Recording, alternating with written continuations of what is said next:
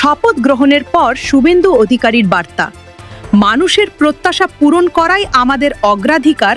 পশ্চিমবঙ্গ বিধানসভায় বিধায়ক হিসেবে শপথ গ্রহণের পর মুখ্যমন্ত্রী শুভেন্দু অধিকারী বলেন, রাজ্যের মানুষ উন্নয়ন, সুশাসন এবং পরিবর্তনের জন্য যে আস্থা প্রকাশ করেছেন, সেই বিশ্বাসের মর্যাদা রক্ষা করাই তার সরকারের সবচেয়ে বড় দায়িত্ব হবে।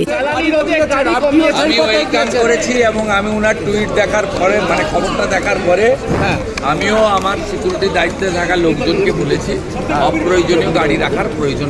আরেকটা, আপনি কি ভবানীপুরের বিধায়ক হিসাবেই থাকবেন? আমাদের প্রধানমন্ত্রী আমাদের পথপ্রদর্শক।